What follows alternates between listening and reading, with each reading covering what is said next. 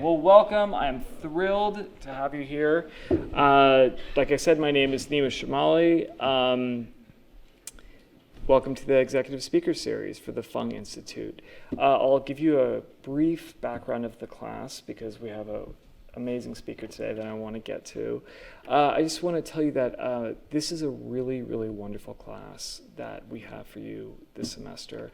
I can tell you that I know from personal experience when I was an undergraduate here at Berkeley and then in graduate school, I really did not know what to do with my degree when I left. I knew, what everybody else was doing. I knew that I had a very good degree from a very good school, but I really did not know the difference between product management, product marketing.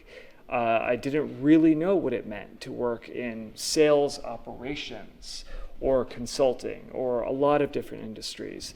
And for those of you that have work experience and have come back as graduate students, a lot of people face that same challenge in graduate school. I can tell you again, when I went to grad school, I knew what I did not like. I can tell you from, the 2-3 years that I had worked in that first role, that I had a sense of what job I did not want to do going forward, but it still was not entirely clear to me what I wanted to do. And so, we have an incredible career department here at the Fung Institute that I really encourage you to take advantage of it.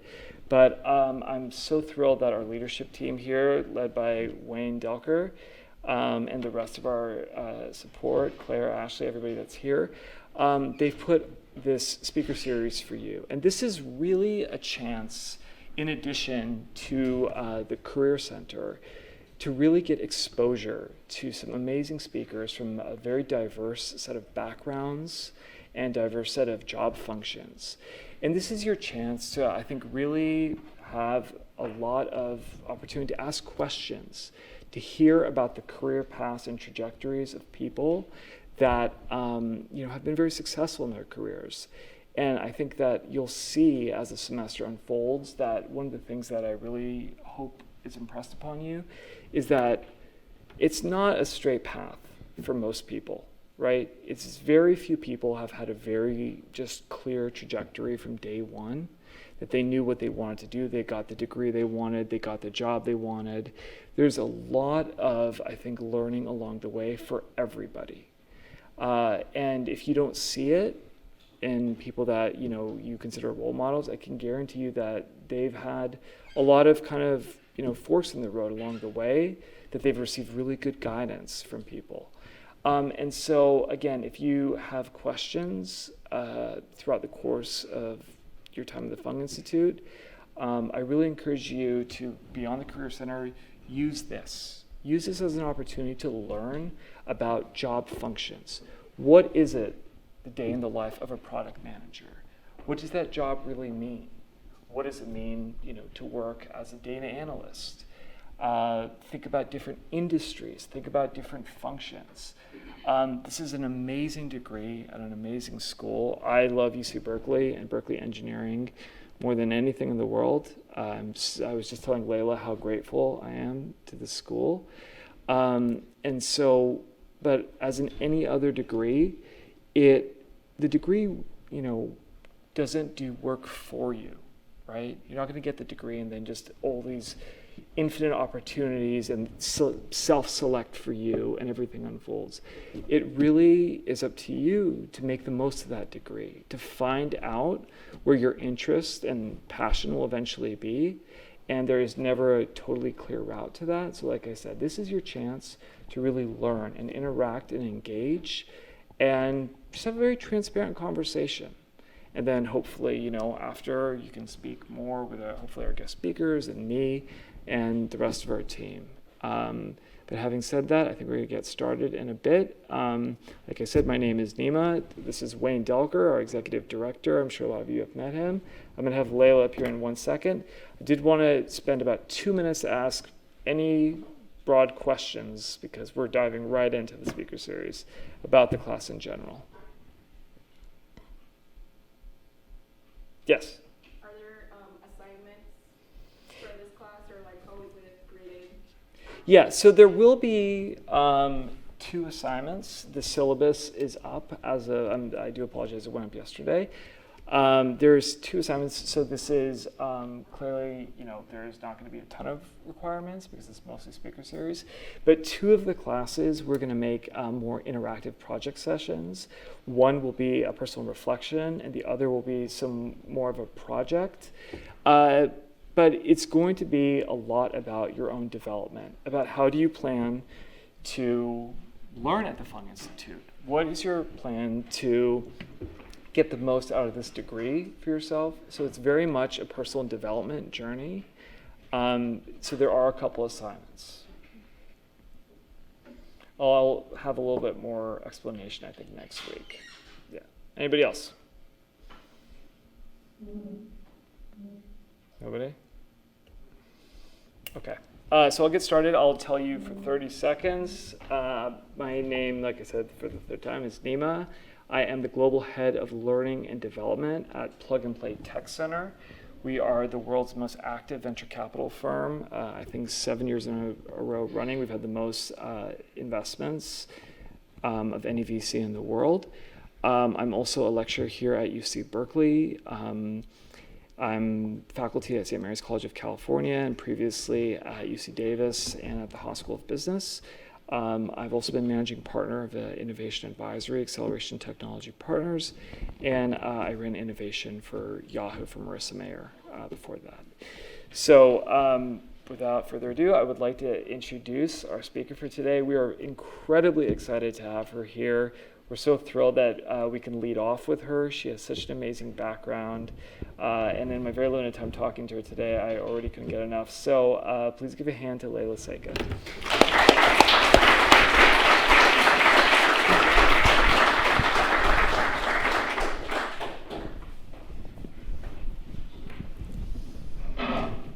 First day of school. My kids are not very happy. They're in 7th and 3rd grade, so they're bitching probably a little bit more than you guys are. But okay, so the format for this I think is going to vary every week. Today it's more of a fireside chat. Every week we'll figure out, what our speakers. Some of them will probably have presentations that they want to do. Some of these will be just straight, I think, speeches and lectures. In this case, it'll be more of a question and answer session. Sure. So Leyla, welcome. Thanks. So like I said, we're very excited to have you here. I think you have an incredibly interesting background. You were telling me a bit about, you grew up local, and so tell us about, you grew up here and went to high school here, and then where did you start out? Yep, so I grew up in Berkeley on Spruce Street. If you ever go into Tilden Park, there's like a big orange house full of all these crazy sculptures. That's my mom. So I'm really like a Berkeley person. I grew up here. I went to Davis. I studied international relations and French.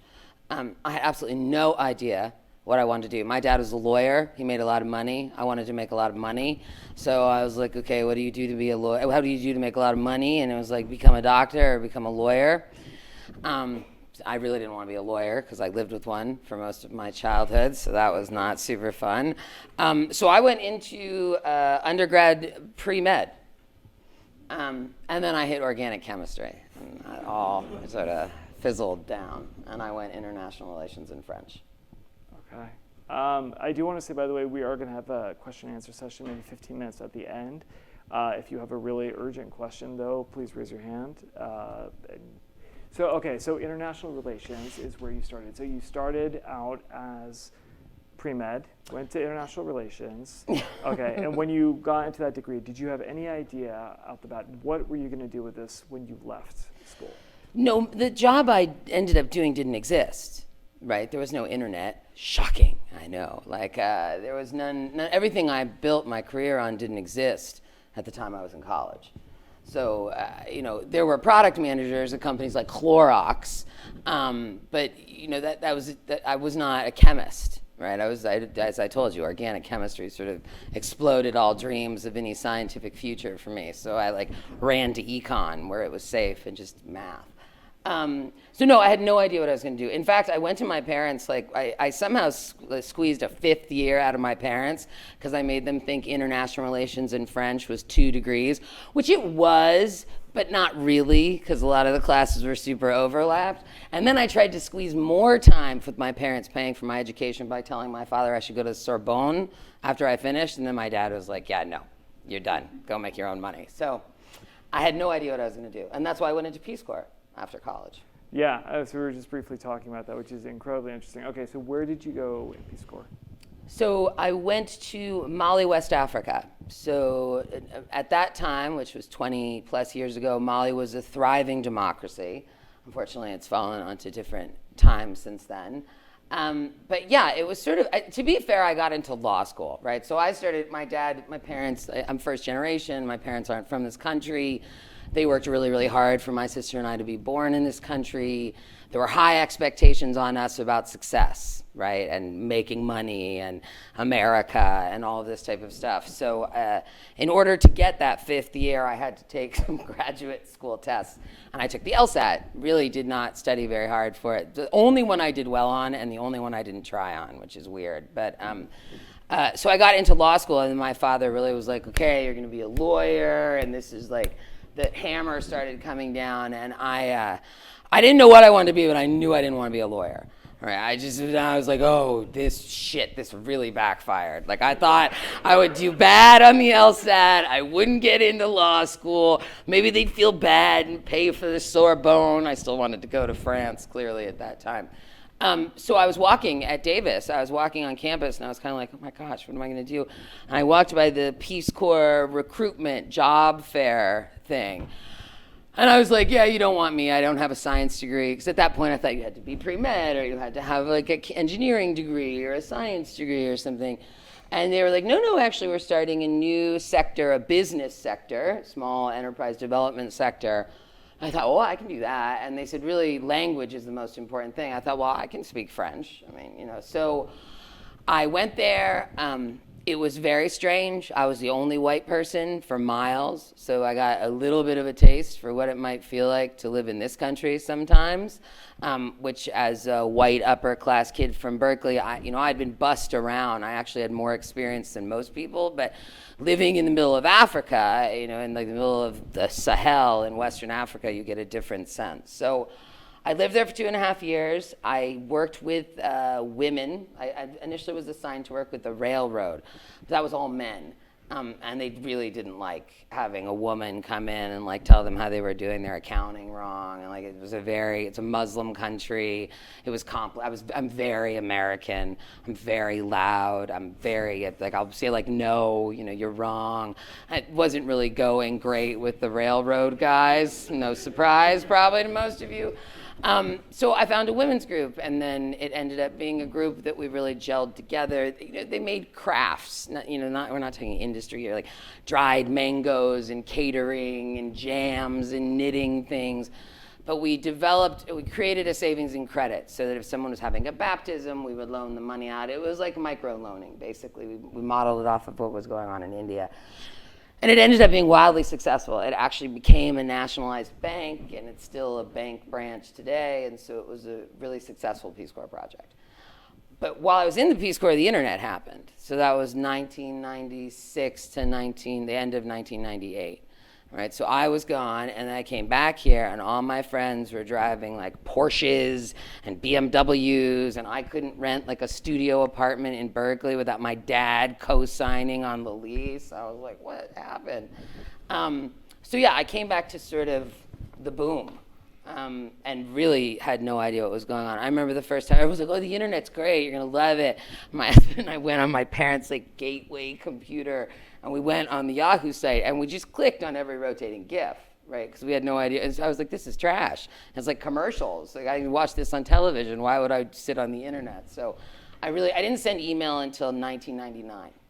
Okay, so you came back from the Peace Corps, so you found out about the internet and that it existed and that some friends were working in it. Okay, so what were your next steps, basically, to figure out more? Terrified. I was terrified. Like, I thought, Peace Corps was great, and you should do it, right? Like, let me just give a plug for the Peace Corps right now. Like, that is a great way to go do good things for other people and learn a lot about the world and a lot about America and a lot about yourself. So, like, that's a good way to spend 2 years if you really don't know what you want to do next. It at least gives you some space. So I will say that.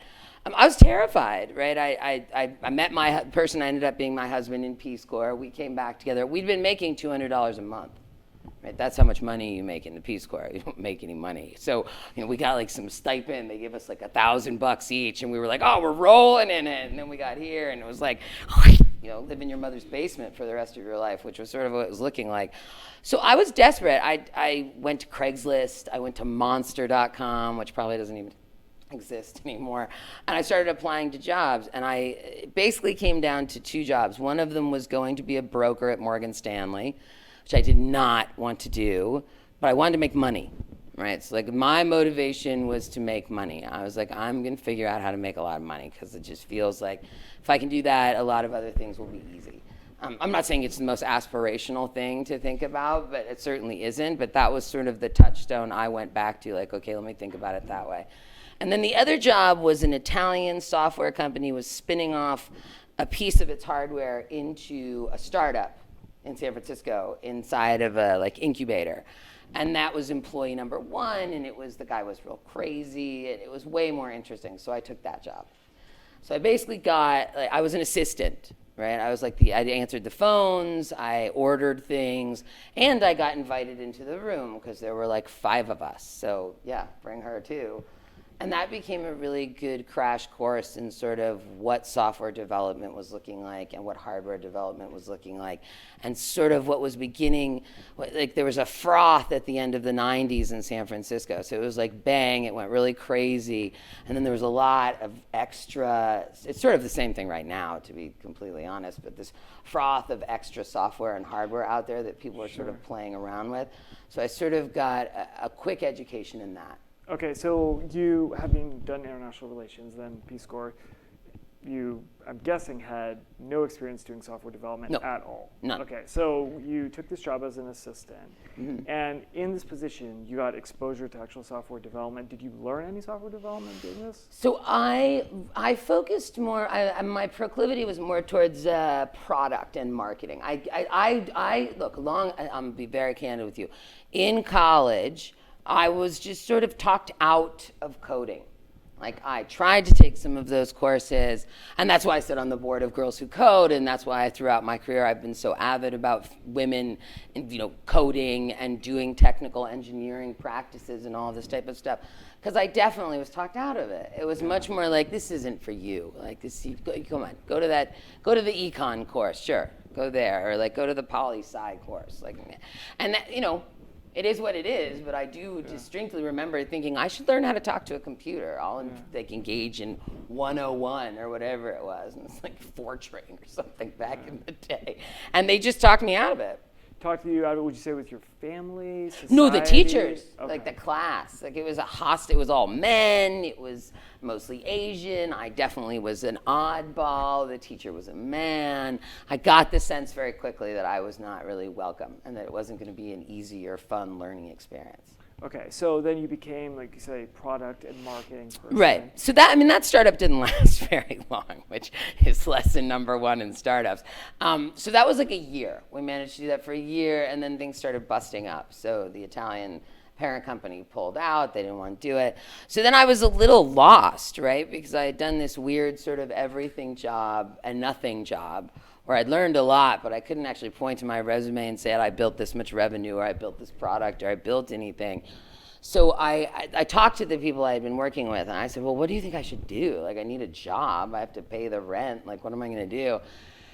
And they were all like, you should become a product manager, because that's like being the CEO of the product. So I like doing all the little bits. I like sort of having my hand in a lot of things. And so I went on Amazon, and this is when Amazon just sold books. Truly, just books, that's it. And I bought all the books that were about product management, like Product Manager Handbook, How to Be a Technical Product Manager, what does product management mean, what's the difference between this and that. And I sat at home and I read them all, right? And like, highlighted them and tried to sort of get like, okay. And then I started applying to jobs off Monster and all of these things again. And I got a product management job at a software company. And then you have to sort of BS a little sometimes to get in there. I mean, I wasn't exactly BSing, but I extended my involvement on certain things. I sort of said I led it when maybe I was second or things like that, which I don't advise doing, but I did do that at the time, full disclosure. And then I really did like product management, right? For me, the best part of anything is thinking about a problem with smart people and trying to figure out different ways to solve it and going for the most optimized one, whether that be optimizing for the least clicks or the most revenue or whatever the thing might be. So and I have a very unusual personality. I don't act like anyone else, and I never really have. I cuss a lot. My voice is really strangely low. Like every hotel, they're like, "Mr. Seka." I'm just used to it. I'm like, "Yeah, I need some towels." Like whatever. I don't even correct them anymore. So I sort of had this underlying fear that I wasn't going to fit anywhere. I'm not going to fit in banking. I'm not going to fit in law. I'm not going to fit in accounting. Like I'm none of these areas that other people seem to sort of gravitate toward. I was like, no, they're not going to like me. I'm not going to work in here.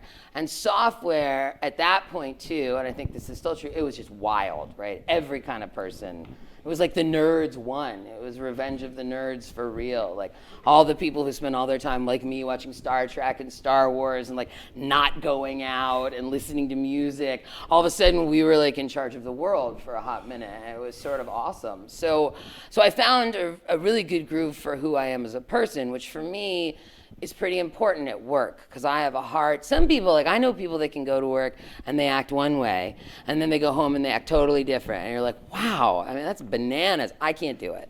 Like what you see is what you get, right?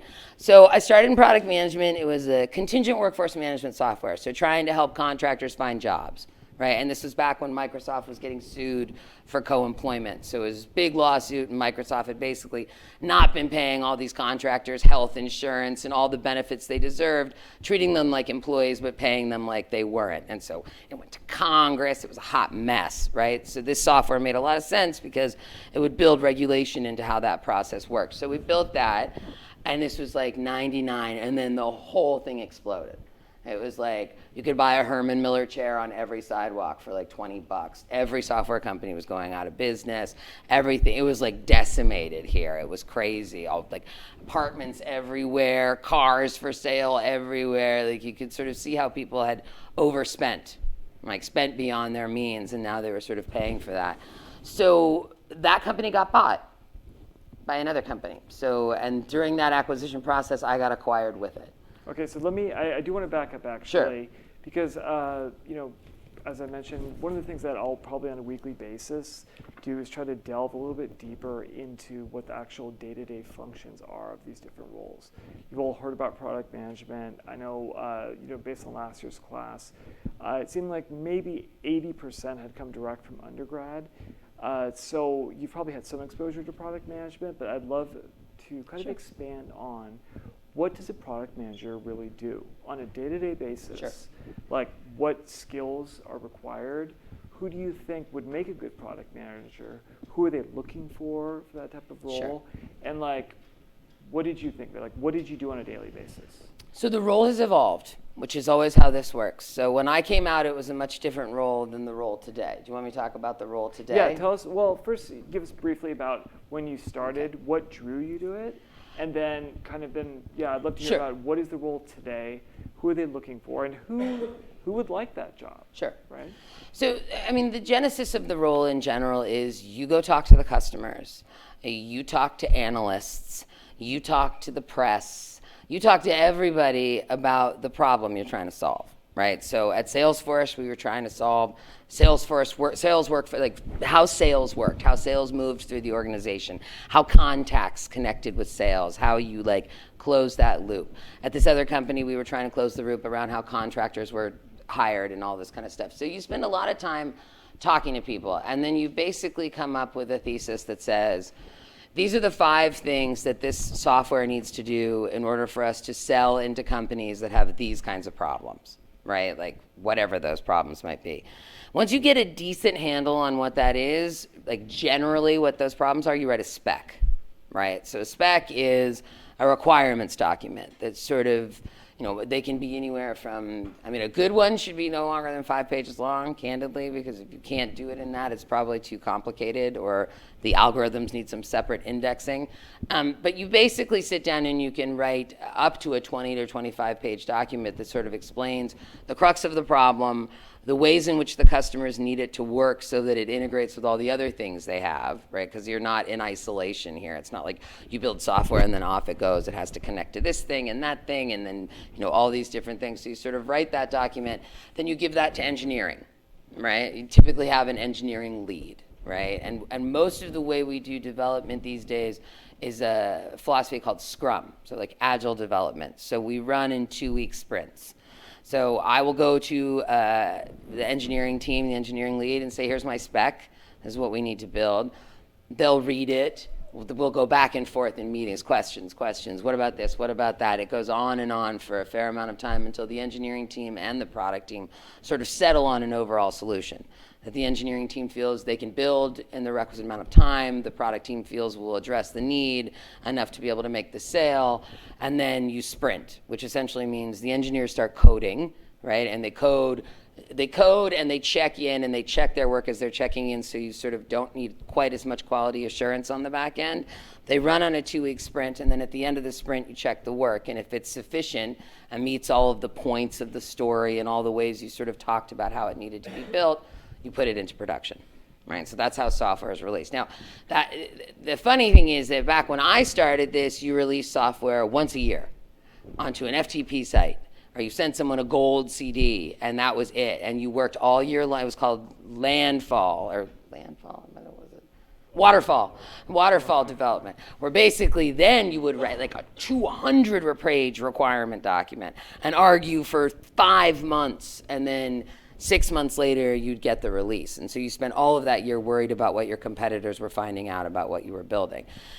And then, waterfall, typical agile is 2 weeks. Now, today, with technologies like AWS, you can release every minute. You can release every 30 seconds. Like you can release all the time. You can release 15 times a minute, depending on what you're releasing. So the structure of how we develop product has shifted a bit in that rapid development cycle. But most companies, like a Salesforce, will keep to the 2-week sprint and keep to a 3-year release cycle, because that's the expectation the customer base has, until they're forced to change because competitors are coming faster and innovating quicker, and so they have to shift the way they've been delivering stuff. Is that too much? No, that's perfect. Okay. So what would you say as far as the coding knowledge that's required of a product manager today? How much do you have to be fluent in the ability to code? So I don't know how to code. I can really mess up some HTML if I'm back against a wall. But in general, I don't know how to code. But to my point, when I came up, product management was a much different discipline. It was half product management, half product marketing. So I would spend a lot of time with engineering, and then I would switch once we agreed on what they were building, and I'd spend all my time on marketing and sales enablement, on like how we're going to take it out. These days, those two functions are very divided.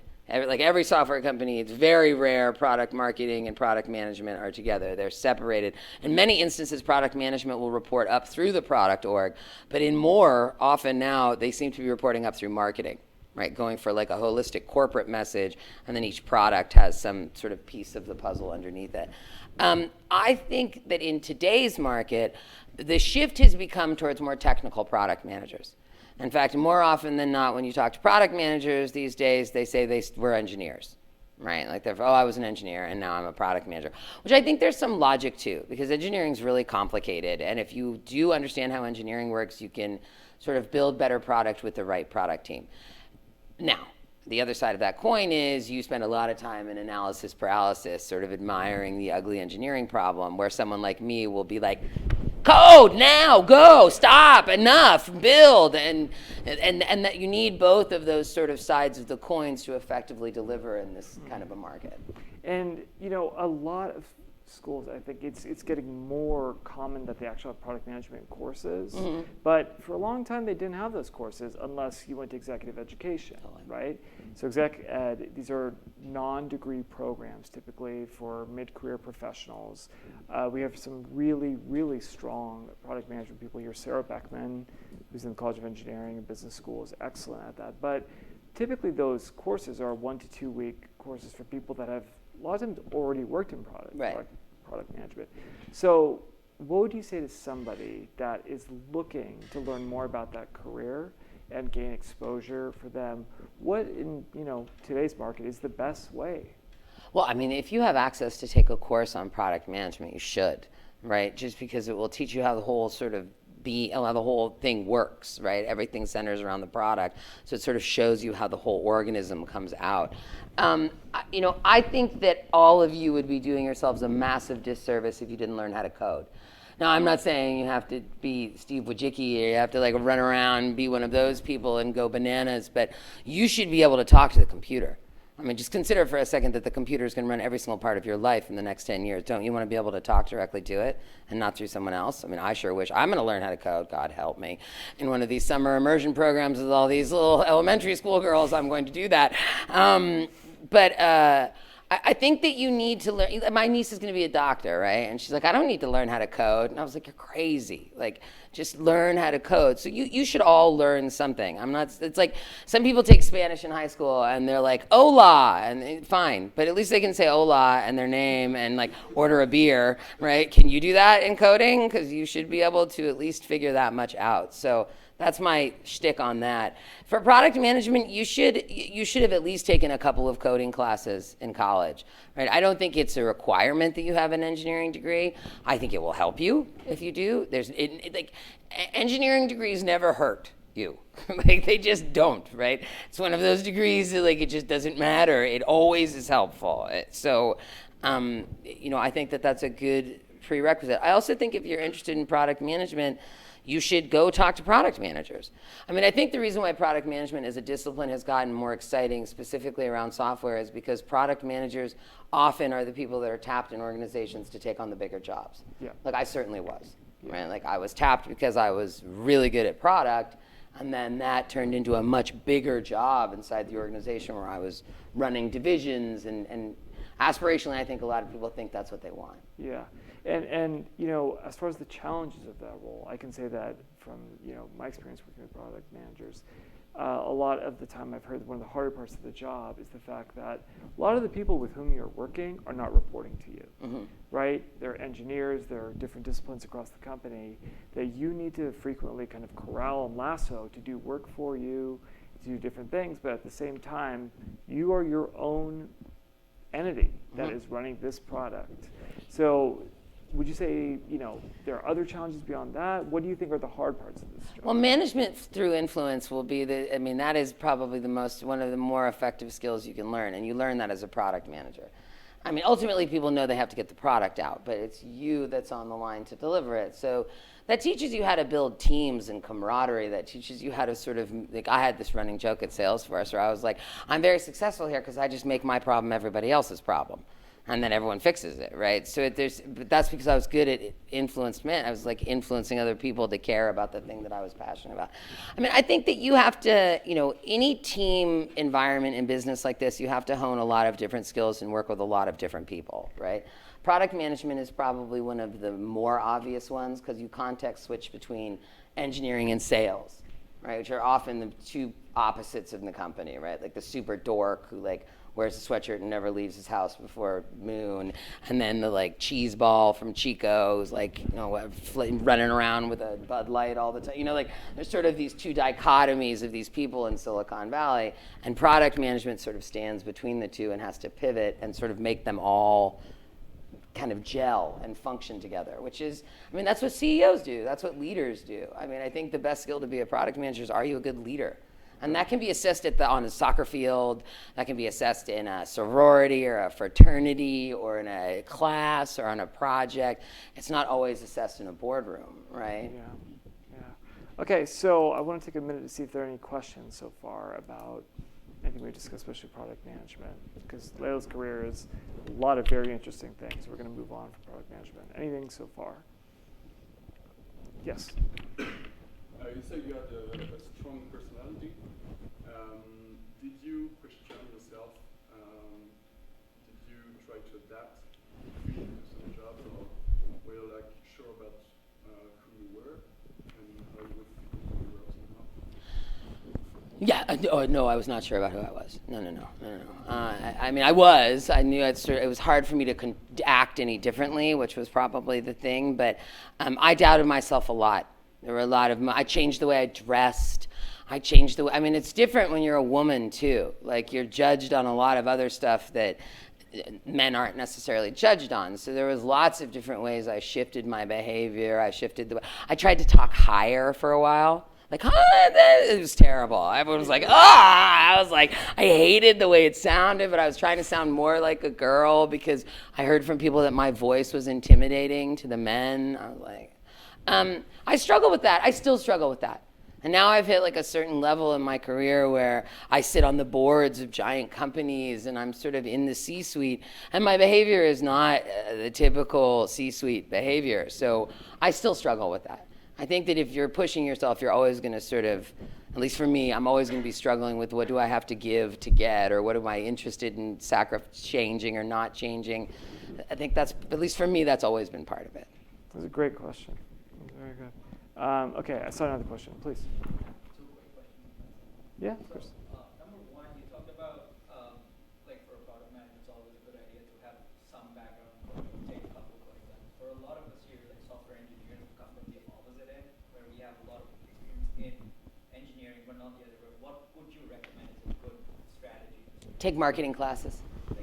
I mean, you're not going to like it. Right? You can be like, oh my God, this is so stupid. Like, what are you talking about? Why would I spend that money? But like, it's sides of the brain, right? A little bit. Like, if you're an engineer and you can enjoy a marketing class, that's a very interesting skill set for you to have. Like, I have some friends that are super engineers, geniuses, but they get marketing. Like, they get sales, they get the other side of the coin, so they become our fiercest weapons. Like in big deals, like signing a $100 million contract, we will bring that person in towards when like the hostility, there's always a point in a deal where like, it's looked good and now it's about to blow. We're not going to get the deal. Like, those are the people we bring in, those trained software engineers that understand the art of the other side of the equation.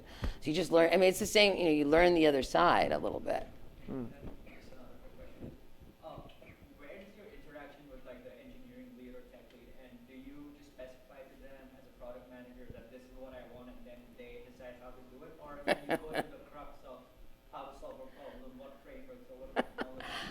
That's very funny. There are two age-old fights in every corporation, right? Product management and engineering, and sales and marketing. These constant, like they pitted against each other. It's like the way you drive a successful company. I hate it, but there's a little truth to it. So listen, I work very hard to have really solid relationships with my engineering leads. I go out to dinner with them. I go out to lunch with them. I get to know them as people. I get to know their families. I'm honest about my skill set technically and where I need them to show up. Like, because oftentimes with engineers, they won't talk. Right? So if we're in a situation where we both agree X is a bad idea, and I can argue that that's a bad idea for a business case up to a point, but then there's a technical argument, lots of times engineers will just sort of sit there. And so my agreement will be like, if we're in that situation, you speak up. Like, I team up with them. But that's a contentious relationship because inevitably the product manager is supposed to say what, and the engineer is supposed to say how. It's a lot more gray than that. It's hard. You got to work at it.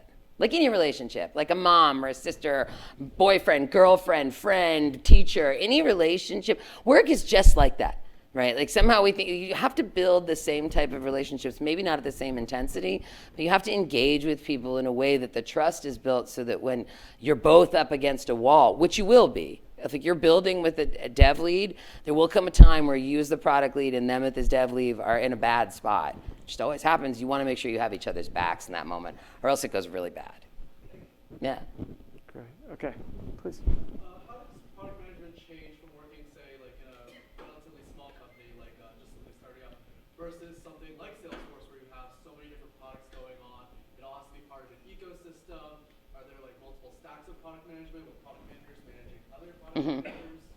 Yeah, so it just gets matrixed, right? So when I started at Salesforce, there was like 12 product managers, or 12 of us, I think. Like, there were not very many, and now I think there's like 500 or something. I don't even know how many there are.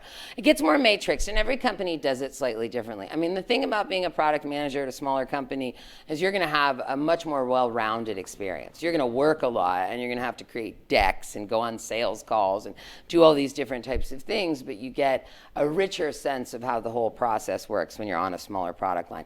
But even at Salesforce, like, although we had tons and tons of products, each individual product ran like its own little thing. So you'd have a set of product managers and a set of product marketing folks and a set of engineers, and that was a team on that product. And then really the art to how it all worked together was in the release, right? Like, how we did release management became a huge part of our product strategy at a certain point, when we had like 16 different product lines all doing different stuff, and we had to sort of gel it together. So it sort of shifts to a different spot in the sort of the development cycle a little bit. Did that answer your question? Yeah. Okay. Maybe one last question, if there's one. Yes. You kind of said before that product management is kind of gateway to higher positions in the organization. So, isn't MBA a prerequisite to get into those positions? Or? No. Yes. No. Here's the thing. If you're really good at the work, like, you don't need it. I got an MBA. I went to school at night. I worked full time. I worked my husband through law school, and I got an MBA at night.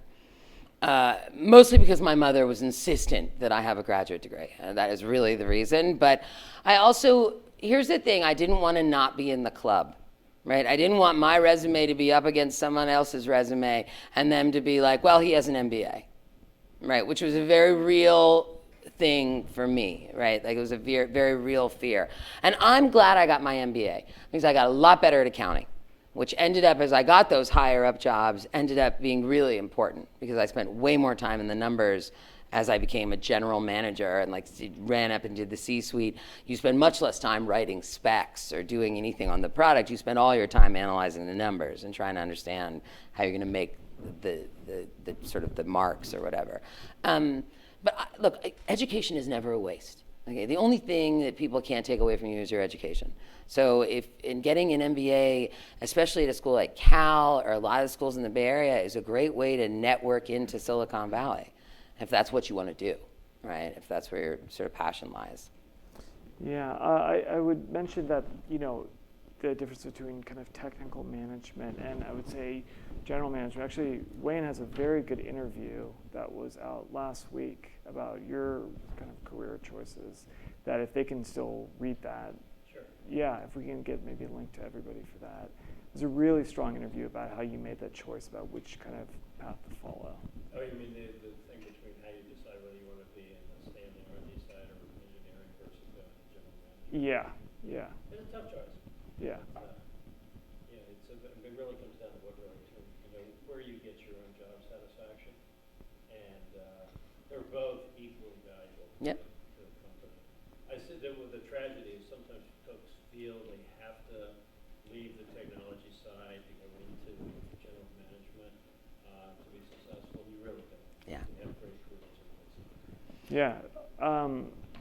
In addition to the other things that we'll, get to you from today, I'll get Wayne's interview to you about that. Was very good. Okay, so product management. You did that for how long? I think all in, I probably was in product management for about 12 years. Now, I took on more responsibility, right? So I was one of those people throughout my career where I just said yes, right? I was like, yep, I'll do it. I'll do the project. I'll take that department. I'll take that team.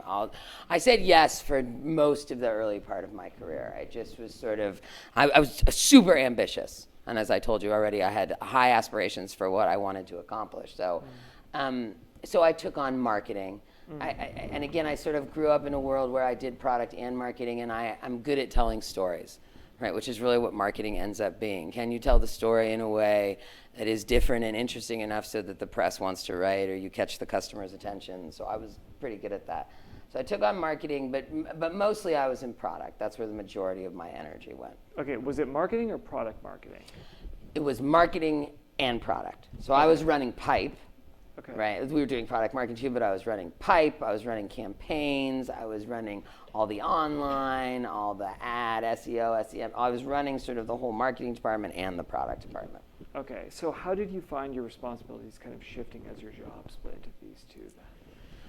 Well, And did you want to? I did. Was this an active choice? at this point in the game, I wanted to be CEO. So at this point in the game, I was young. I wanted to go all the way to the top. I wanted that job. I had every aspiration of getting there before 35. I had I'm like maniacal planner. None of it ever works out, right? But I still do it because it makes me feel better. At least I have to act like I have some control over what's happening to me. So that was it. So yes, I wanted marketing because I felt like I knew how product worked. I had strong product leaders on all of the products I was responsible for. I was becoming overhead. Like if you do your job well, eventually you start feeling sort of like overhead. Like they just come to you with problems or like, can I have more money? It's so boring, right? So marketing was a new challenge. And the thing with product is it's delivery and quality, right? You're sort of judged on, did you hit the date and is it good? Like, is it buggy or is it good? When you start to own a function like marketing, you own the pipeline. Right? So the pipeline is the leads that come into the company that the sales teams then goes and closes, and that's how you make revenue. So and then that's where I told you sales and marketing always hate each other, because sales will always say, you didn't give me any leads, and marketing will always say, you didn't close my leads. And this is like the war that happens when people don't hit their numbers most of the time. So running pipe was a different challenge. Okay, and this whole time you were at Salesforce? No, this is earlier. So I worked at that contingent workforce management software company that was bought by a company that did professional services automation, that was then bought by a company. This is what happens when the boom and all the froth starts dying. This will happen soon here. God help us. I'm so terrified. So then that company got bought by another company that did like construction project management software, and then that's where I was running all that. And then that company got bought by Oracle. So when that company got bought by Oracle, they laid off the management team. So I was pregnant, I was on maternity leave, and I got laid off, which is almost impossible in this country, but it happened to me, legally. So then I had a baby, which was sort of terrifying because I had never worked and had a child, and I was totally scared about what that was going to do to my career and what I was going to feel about work and all of this type of stuff. So that's when I started talking to Salesforce. And actually, it's funny, my contract with Salesforce, I worked there for like 12 years, so I worked there a really long time, but my initial contract with Salesforce, I took a lower title than the one I had before. I took less money. I worked for someone that I didn't think I should work for, and it was all because I wanted to leave at 4:30 every day, because I wanted to get my kid. And so like my priority, it's funny because now when I look at jobs or any kind of offer, like my schema for how I think about things is completely different. But at that point I was a new mom. I was like 33. I was a vice president. I was coming in at like a fairly high director, senior director. I had been a vice president. So it was sort of a weird moment. But I went to Salesforce, and it's funny because I worked there for 12 years, and they used to make the joke like, well, Layla's got to leave at 4:30, because of course I stopped doing that. Like 3 years in, I was there at long hours and all that stuff. But yeah, that's how I ended up at Salesforce. Okay, so when you were at Salesforce, the role you entered at Salesforce was this mixture of product and marketing? It was called product marketing, but that was still in the day when we were doing both. So I came in under product marketing, but it was on the App Exchange, which ended up being like our app store, right? But this is back in the day before Amazon Web Services or Google Cloud. If you wanted to build in the cloud, you had to build your own infrastructure stack, or you built on Salesforce, because we were the only one that was open and sort of let everyone do this. So I ran the marketplace where all of those things that got built around our core solutions were sort of highlighted to our customers and sold to them. So, and I did that for 6 years. The first couple of years, our main objective was really to make people think that Salesforce was bigger than CRM, that it was a platform company, because we realized we could play a much bigger game than the one we had been playing as far as shifting to a multi-product company and then eventually really leveraging the channel that I was creating to make revenue. So we spent the first 3 years where you could build a product on Salesforce and run it, and it was free. It sold it, you made money, you didn't have to pay us anything. That went on for like 5 years, and then we sort of got the accreditation from the industry that we were a platform company, whereby directly after my boss was like, okay, now turn it into a revenue channel. So then I had to introduce revenue into that. So we came up with a percent net revenue model that we pushed out into the base, and within 2 years, that was a $100 million business. When I left Salesforce in May, it was a $700 million business.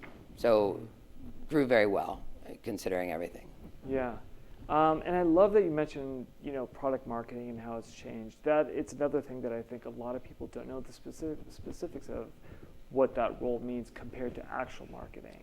Yeah. It's so interesting, especially because it is a good fit for some technical people. Oh, yeah. Right? It's a great fit. So how would you describe what is product marketing, and especially how does it differentiate from just marketing from somebody from a business school? Sure. So product marketing is very specifically writing the narrative of that particular product. So at Salesforce, for lack of, it's my best reference, right? I worked there for a long time. We had a lot of products. So why do I want to do this one? What is it about this product that's interesting? Writing that narrative, and then creating, you run a campaign. When you go to Amazon, they send you a whole bunch of emails after telling you to buy new stuff. That's all a product marketing campaign around those things. You do promotion on Google. You do promotion on the website. You do events that center around industry leaders that talk about the specific product you're doing. You sort of leverage the engine to talk just very specifically about that product and its features. Whereby corporate marketing, on the other side, is running the brand, right? So they'll be running Salesforce, Salesforce.com, campaigns about Salesforce, Salesforce's web presence. But inside Salesforce, if I ran the App Exchange, if I wanted to buy a whole bunch of keywords, I would have to go talk to corporate marketing about the keywords, because there's, that's sort of the check and balances. So product marketing is fun because you can push and extend and do interesting things around the product line, depending on how the corporate marketing function is set up to oversee that. Okay. And, having done, I guess, a few different roles across your career, and then staying at Salesforce for a while, I guess in this day and age when people are switching companies every 2 to 3 years, you're, maybe... I stayed there a long time. You stayed there quite a while. It was a pretty good run. I mean, to be clear, when I started there, I was employee number 1,800. It was a $500 million company. When I left, there were 42,000 employees, and it's a $16 billion company. So it definitely was not a bad decision to stay there, but I did stay there a long time. Yeah. And why was that? What kept you there? Look, Salesforce is an interesting company, and they let me do other stuff. Every time I tried to leave or get bored, they would give me a new job. So I ran the App Exchange, then I ran a whole nother division, a customer support software, then I ran the App Exchange again, then I ran our mobile platform. So I moved around inside the company into different roles. And I really like Salesforce.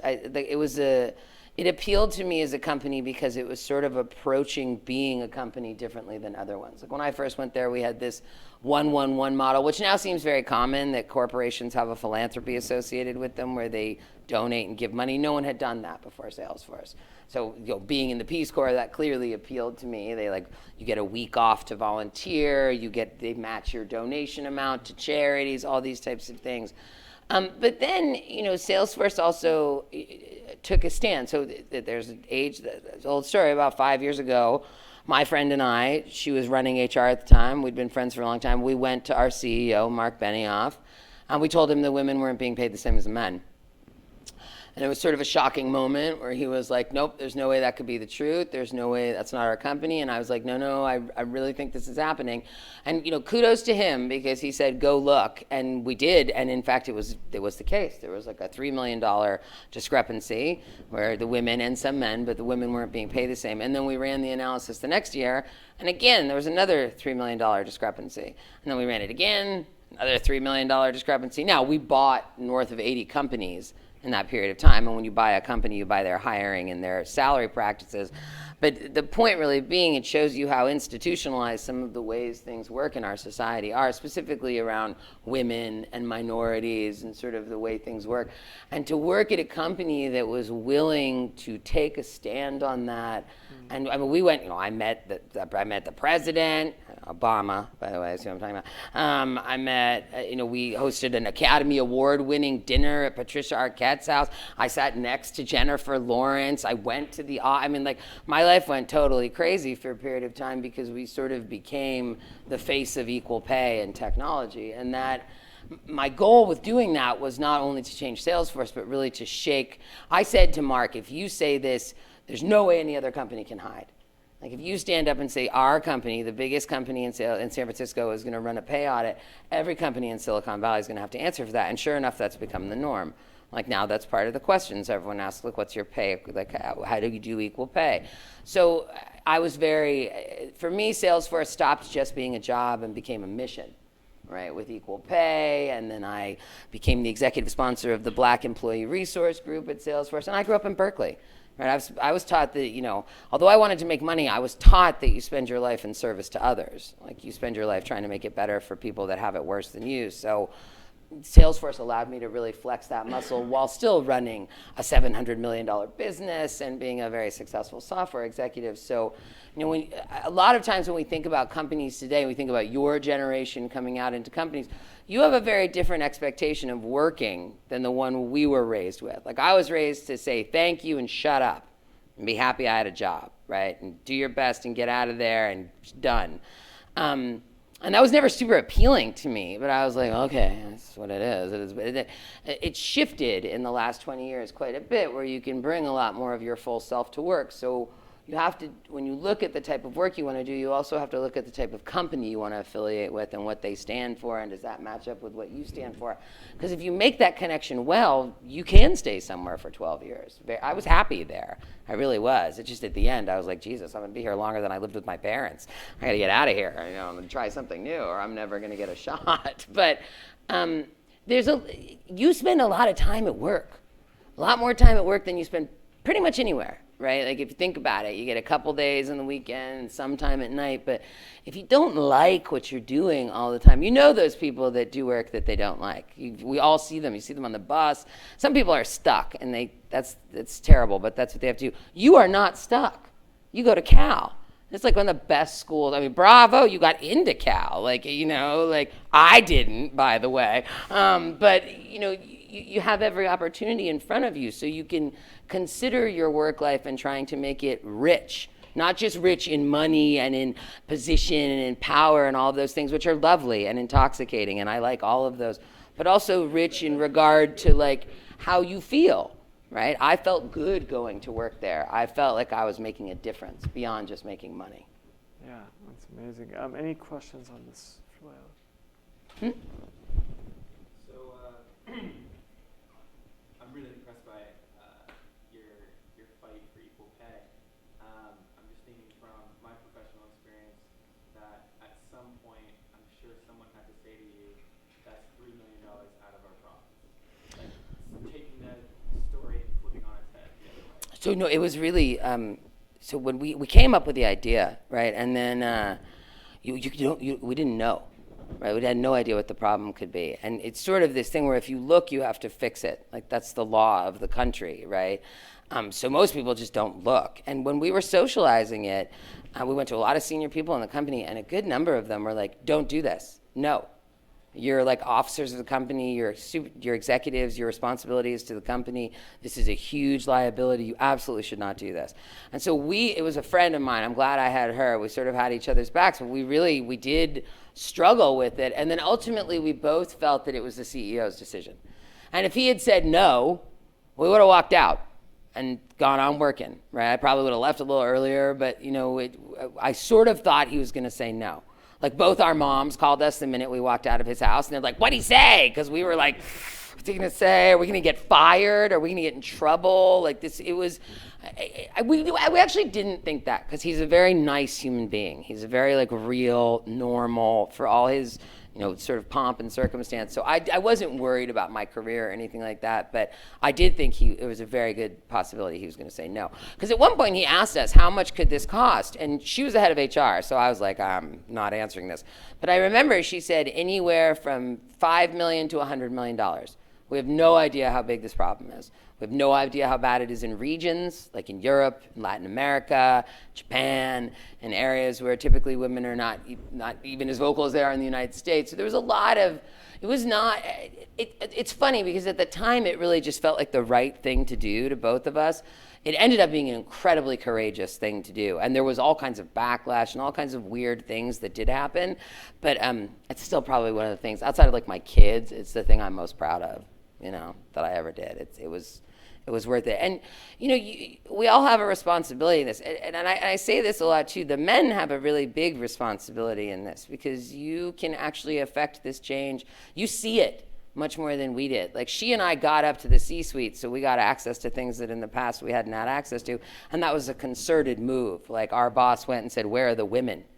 There are no women. And then we got sort of plucked up and brought up through the process. But if we can't make the same money as the men, there's just absolutely no way we're ever going to be able to get the same sort of position and ability. So it's not fair. Thank you. Any other questions?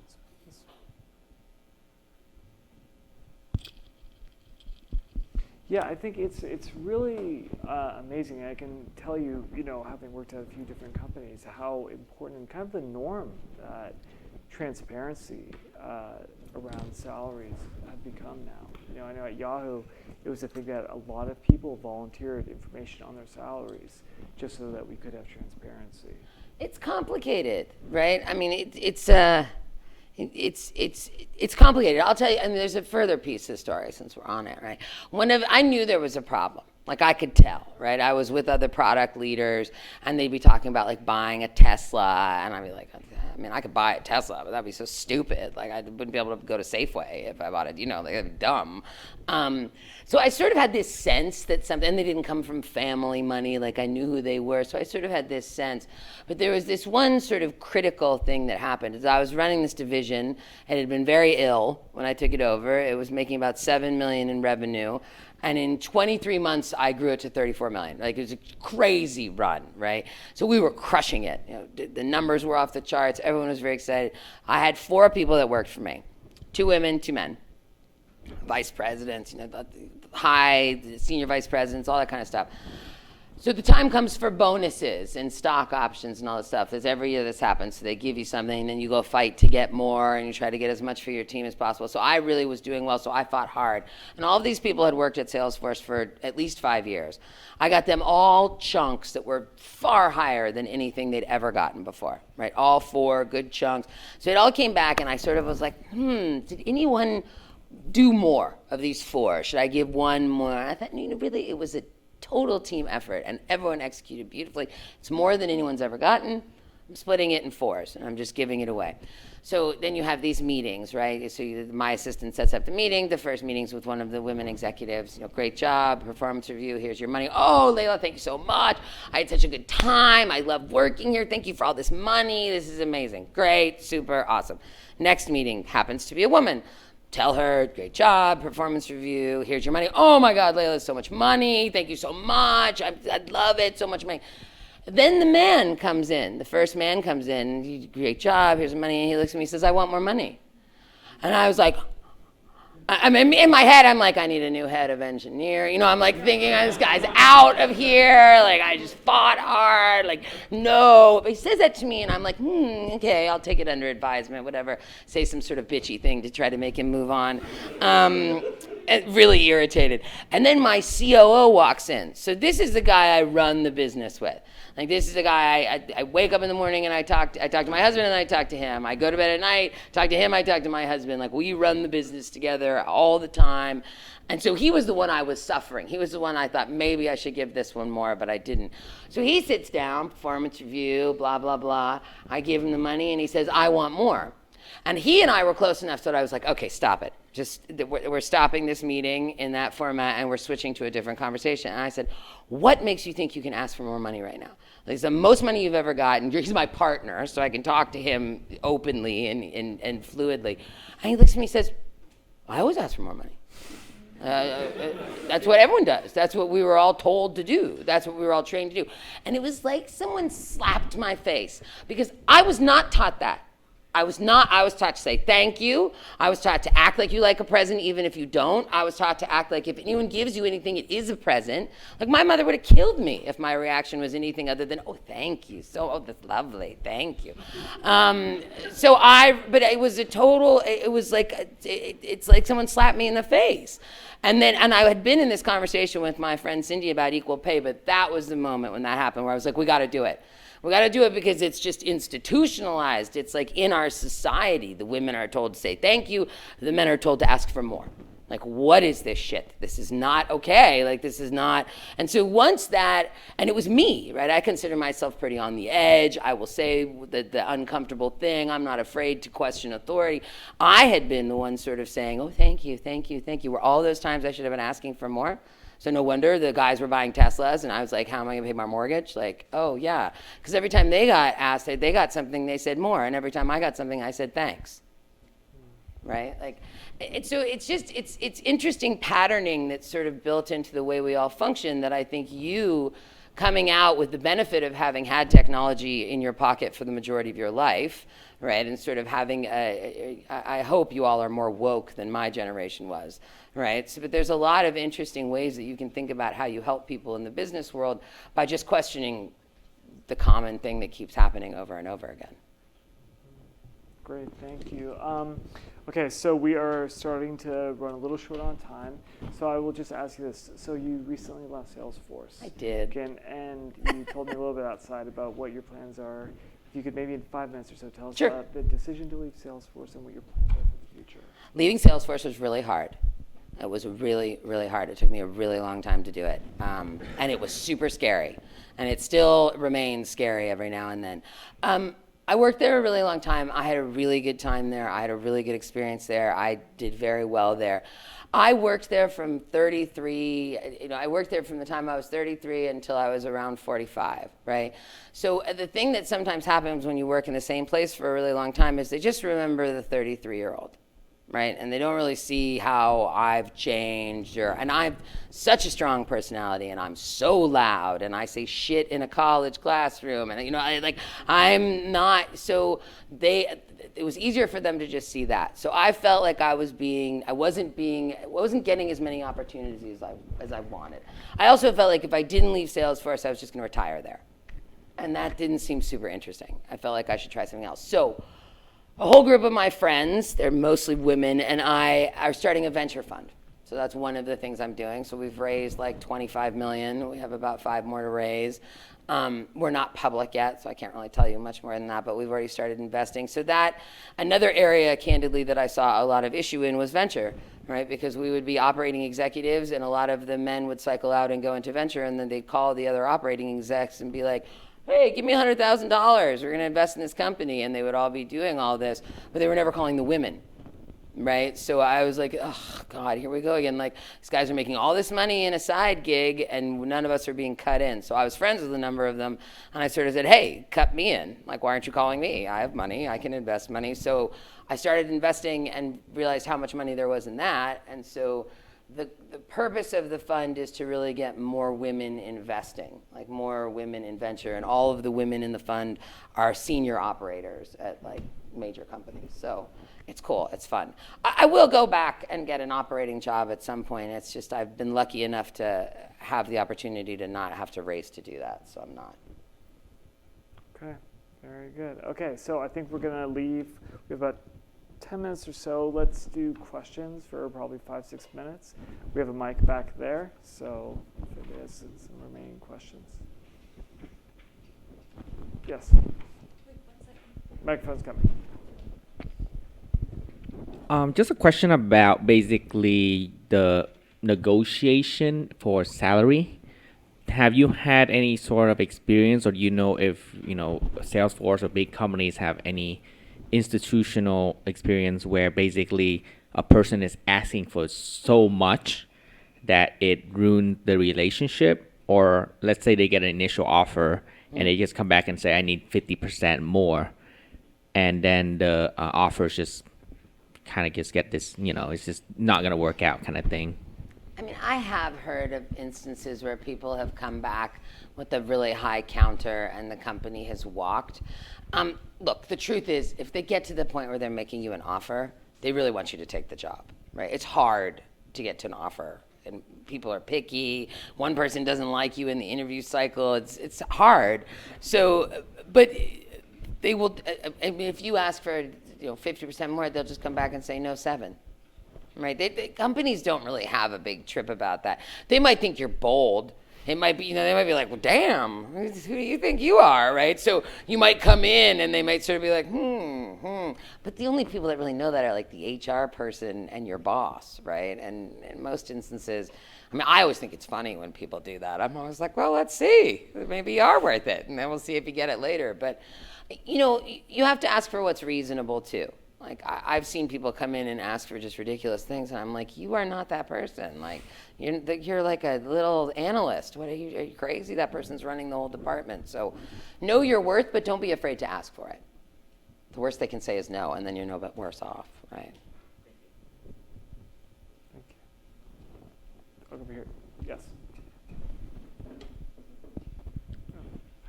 Thank you for sharing your life experience with us. I'm really impressed and learned a lot. Thank you. And I have a question about life-work balance.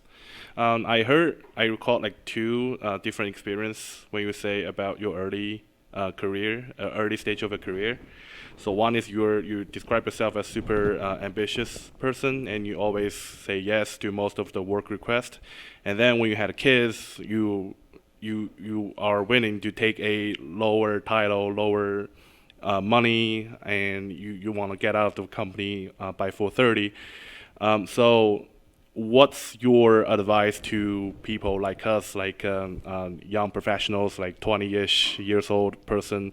Should we pay attention to our life-work balance, or should we just throw it into trash until we have kids? Don't throw it in the trash, ever. I don't like the term work-life balance. I don't like it because it implies that you're trying to balance something that is inherently out of balance, right? In this day and age, with the way we're connected, your work and your life really meld together. I think at different times in your life, different things need more attention, right? For me, I will work, I will just go, right? Like, and I will push and push and push. Learning how to say no was one of the most complicated parts of me turning into an executive, right? And the thing that no one really tells you is the rules change. Like, the minute you master the rules as an individual contributor and get promoted, you're now in a whole new rule set and you suck.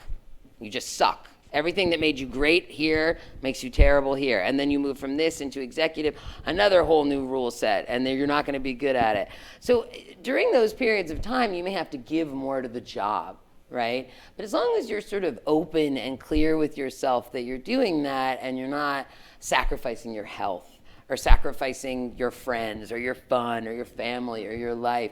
I've seen a lot of people go all in, right? And I definitely did at periods of time. There was one period where I worked so much, I knew I wasn't doing a good job. I wasn't doing a good job with my kids. I wasn't doing a good job with my husband. Wasn't doing a good job with my parents.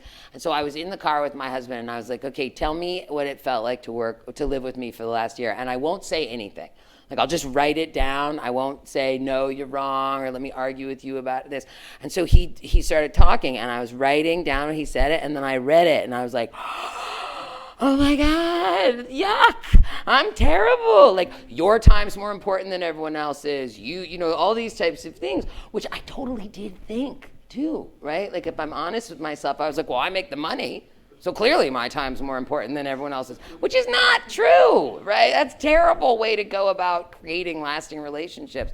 But you need to be checked, right? So whether you find a way to check yourself, or you have a partner or a friend or a parent or someone that helps you check yourself, you have to do that. If you're all work and no play makes Jack a dull boy. I mean, I know these people that are all software. I'm like, you're so boring. Like, what's going to happen when they don't want to hire you anymore? You have nothing to talk about other than like Salesforce. Boring after a while. I mean, like, take a picture, read a book, draw a picture, you got to be a whole person. So don't throw work-life balance out. Yeah. Great question. This is our last question. Oh, hi. Thank you so much for all your work with women and equal pay. I really appreciate it. I'm just finishing up a research project on women negotiating compensation. Oh. Yeah, and it's been very interesting talking to women across the board, from 35 to 55, from paralegal to CEO. And there are a number of factors, as you mentioned, that make pay very complicated, both when you're accepting someone into an organization and then internally as they begin to move through. I'm just curious, one of the factors they've shown that women can actually be better at negotiating compensation if they get a signal from the company that negotiation is actually possible.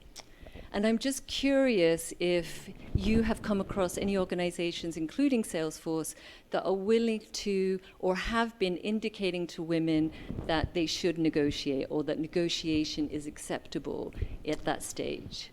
I have never met a company that has said that. And it's because it's not in their best interest, right? I mean, I think that intellectually and emotionally everyone knows that that's the right thing to do, but the honest truth is I don't have to pay you an extra $100,000.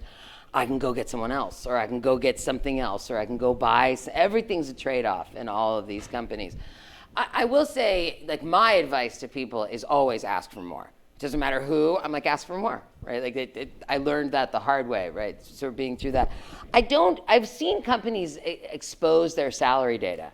Right, say this is the role, this is the money. We're not talking about it anymore. If you don't want the role or the money, don't come here anymore. I think that's super interesting.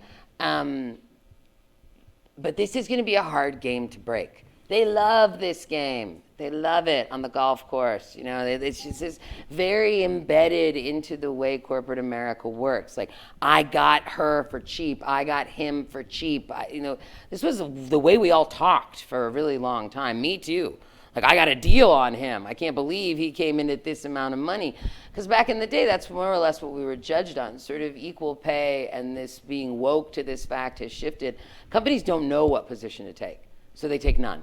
Right, that's why Salesforce was so unique. It took a position. It actually stood out, and we could have had a $100 million problem. We could have had a really ugly problem, which is why initially the CEO said it may take us a decade to fix this, because we were hedging just in case it was really bad and we couldn't clean it up right away. So, like, I think we have a ways to go before people get there, but the fact that it's so widely discussed, like, it was not 5 years ago. Like, it really wasn't. Like, there was no talk about salary. There was no talk about equal pay. It just was not on the tongue. And now it's in every presidential debate. It's everywhere. So, like, progress has begun. But I think companies have a ways to go before they make this really easy for us. Yeah, I agree.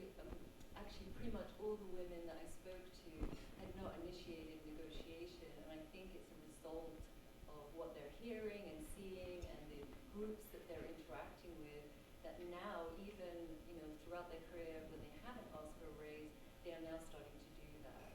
It's hard. Yeah. It's scary. It's not easy, especially if you're in the minority.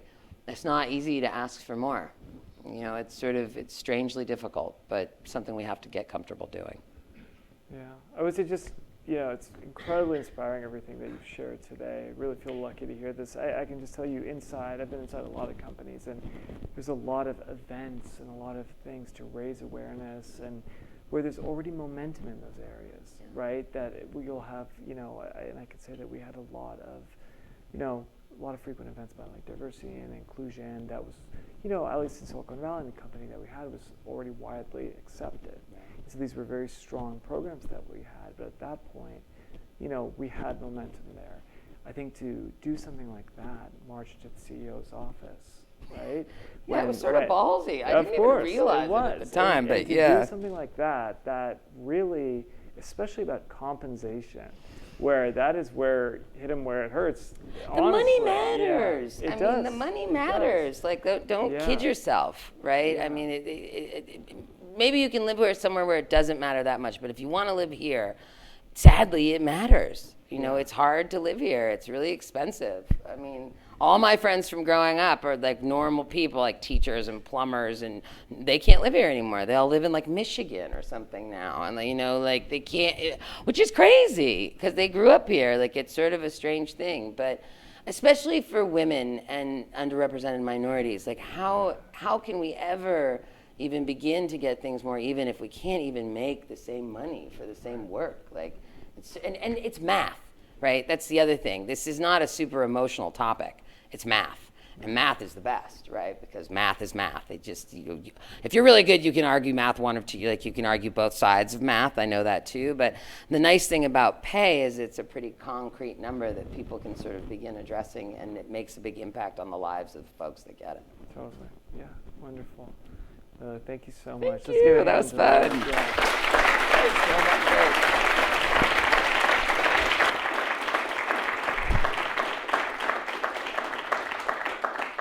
Okay, so everybody, thank you so much. Don't stand.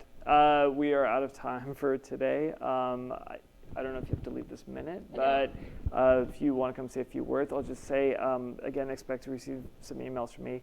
Next week, we're going to have Damien McKenna, who is a very good friend of mine, very dynamic speaker. He was he was a director at Google for a long time, then global head of e-commerce for Facebook. Entire global head, and has recently left to run a very exciting startup. So he'll be here, very dynamic speaker, and has been through a lot of challenges personally. So I'm very excited for him to be here. So one more hand for Leyla. Thank you so much.